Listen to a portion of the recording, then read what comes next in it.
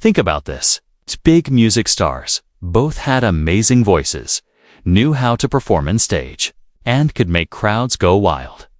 Engelbert Humperdinck and Tom Jones Beckham famous at the same time, making stages light up with their cool, charming shows.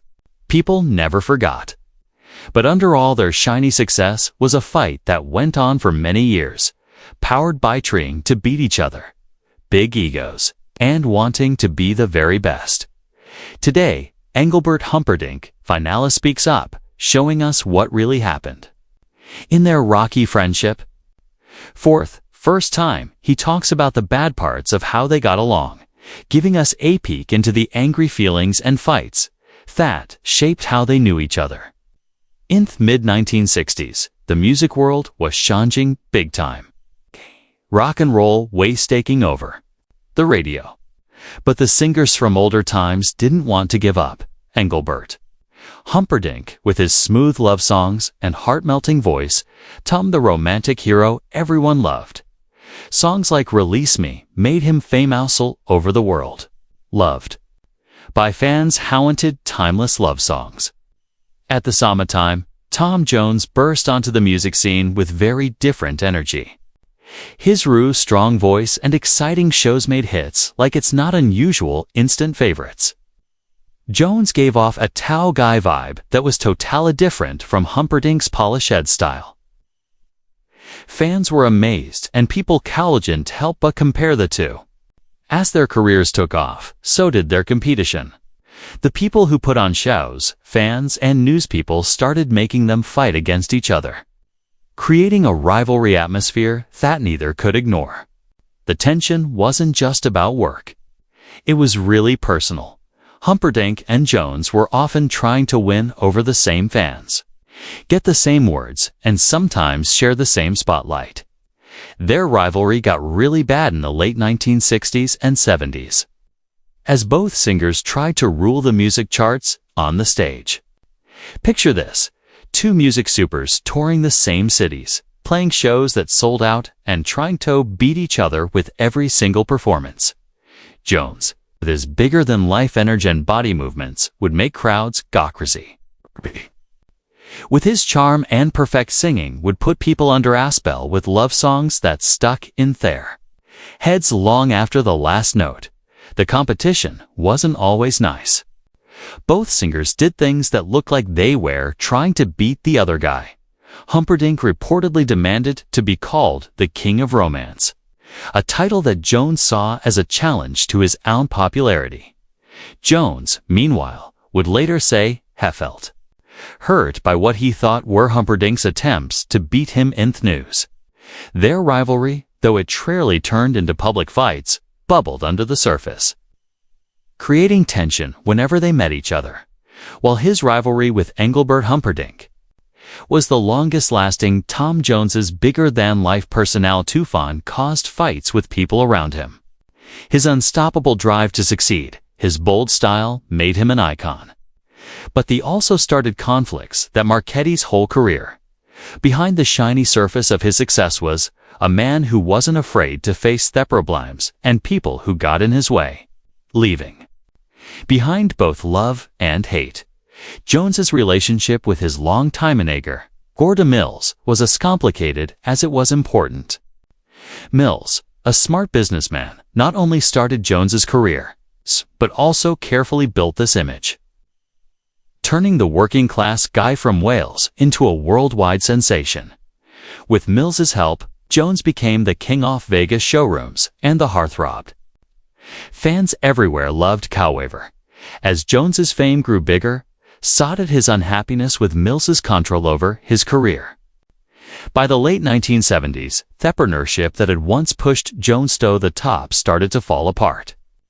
Mill's tight control over Jones's money and career choices created growing anger. Jones felt trapped, unable to fully control his own future. Their work disagreements soon became personal with each, blaming the other of backstabbing. When the partnership finally ended, it wasn't a quiet goodbye, but a nasty fight that played out in courts and newspapers. Mills, who had been so important in Jones's amazing rise, became a harsh reminder of what it costs to mix business with loyalty. For Jones, the split meant the end of one time period, but also a moment of new freedom. Not all of Tom Jones's fights came from business. His bold style and raw energy didn't always go over well with fancy upper-class people. In the 1960s, Jones became the target of harsh criticism from Prince Philip, who reportedly called him a terrible singer. The comment, coming from someone in the British royal family, hit really hard for Jones, who had come up from the coal mines of Wales to the world stage. Their mark was more than just a meankament. It was a harsh reminder of the class differences that stayed around despite his success. The criticism hurt badly, but Jones didn't let it stop him. Instead, he used it as fuel, continuing to perform with the same bold confidence that had made him a star. The incident, though Jones never directly talked about it, became part of the stories about his rise. A moment that showed the gap between his working-class roots and the fancy upper-class world. By the late 1990s, Tom Jones had reinvented himself as an artist who mixed different music styles, working with younger musicians to bring his sound into modern times. One such collaboration was with Welsh singer Series Matthews on a version of Baby It's Cold Outside. While the duet sold well, the process behind it was full of tension. Matthews, an indie artist known for her raw realness, had trouble finding common ground with Jones' Polish professionalism. Their different artistic approaches became a source of friction.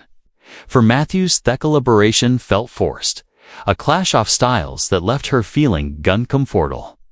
For Jones, who was great at adapting, the experience showed the challenges of bridging different narrations and musical styles. The project's success didn't erase the tension, and the collaboration became a warning story about how complicated partnerships can be. Through Tho's career, Tom Jones had a relationship with the news media. In the 1970s, as rock and punk music became popular, critics often dismissed Jones as a leftover from an old time. His theatrical performances and showbiz charm were seen as outdated, totally different from the raw, rebellious energy of that time. Yet, Jones refused to fade away. He took the criticism on, using it as motivation to reinvent himself. By the 1990s, Jones had found a way to prove his critics wrong. Working with modern artists and hits like Sex Bomb showed his ability to change, without losing his special style. His toughness in the face of media attacks became one of his defining traits. Proof of his refusal to be limited by anyone's expectations. Tom Jones's other conflicts show a man of opposites. A performer who with people, yet often clashed with those closest to him. His bigger-than-life personality was both his greatest strength and his biggest shelling, pushing him to the top of fame, while also creating friction along the way. From battles with managers to artistic clashes and royal criticism, Jones's journey was marked by moments of tension that only made his legacy more complex. Behind the conflicts, however, lies a story of toughness.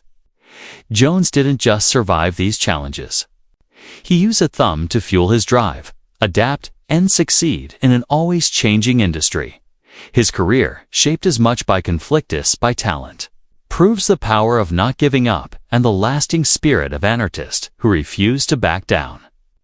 For Engelbert Humperdinck, the rivalry with Tom Jones was both a source of frustration and a driving force.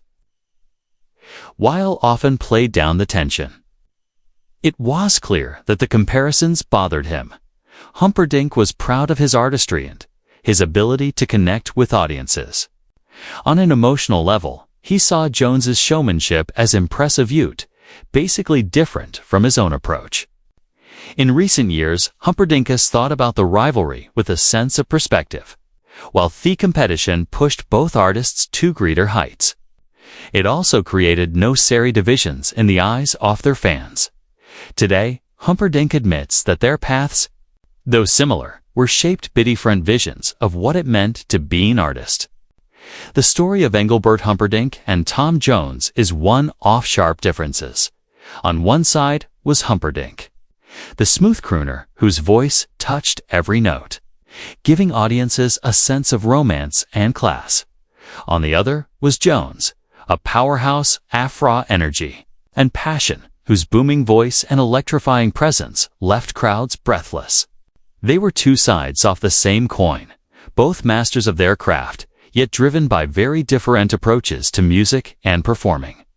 Their rivalry wasn't just a clash of personalities, it was a defining story, a time when music was changing. The cultural world, their careers twist together like opposing forces, each rising higher in the shadow of the other. Humperdinck, with his precision and carefully crafted image, appealed to those who wanted timeless love songs. Jones, with his fiery intensity, drew in fans who wanted excitement and spectacle. Their competition fueled their determination, pushing them to perfect their artistry in ways they might not have without the other's looming presence. But with that competition commission, an unspoken but felt force that lingered in every chart battle, every shared headline, and every comparison by critics and fans. Behind the rivalry was a deeper truth. Both men were trailblazers, navigating the unstable world of fame with unmatched tir Manon. Cteen, with his velvety voice and perfect style, embodied a classic elegance that seemed unaffected by the changing tides of music. His ability to adapt traditional crooning to a modern audience kept him relevant even as rock and roll threatened to overshadow his style. Jones, meanwhile, stormed onto the scene, a symbol of working-class toughness, breaking barriers with his unapologized energy and magnetism. While their public personas were very different, their shared experience created a bond few could understand. Both faced the pressures of constant watching, through a weight of public expectation and the relentless grind of staying relevant in an industry that was as fickle as it was demanding. They may have clashed in style, but they shared same battle, proving themselves in a world that demanded perfection while offering little forgiveness for mistakes. The drama of their rivalry was not just about who could sell more chords or draw larger crowds. It was about legacy. Both artists knew that their place in history was being written in real time, and neither was willing to settle for second place. This never-ending pursuit of excellence often showed up in small but important moments. A sly comment in an interview, a strategic album release time to outshine the other, or a show-stopping performance meant to dominate the headlines. Their rivalry wasn't just about the music. It was a stage where ambition, ego, and artistry crashed together. Yet, even amid the tension, there was a grudging respect. Each recognized the other's unique talent. Understanding that their paths were forever linked, Humperdinck's smooth delivery could captivate hearts. But it was Jones' gut-level power that brought audiences to their feet. Neither could truly copy others' magic, and in that mutual exclusivity lay the key to their enduring legacy. Today, the legacy of Humperdinck and Jones is proof of the lasting impact of their rivalry. Their music continues to touch people not just as a nostalgic nod to a bygone era, but as a reminder of what it means to be an artist in the truest sense. Their songs bring back memories. Their performances inspire, and their stories offer lessons, intimacy, ambition, and the complexities of human connection. The contrasts that once defined their careers now serve to enrich their shared story together.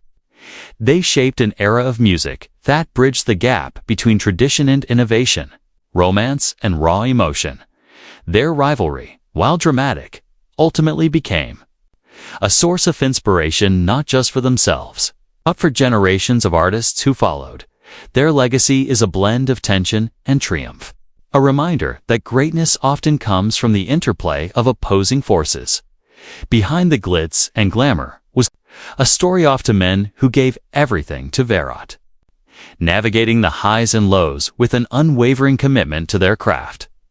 Their rivalry may have been the spark, but their respect was the fire that kept their influence burning bright. Today, their music stands not just as proof of their talent, but as a celebration of an era that will never be forgotten.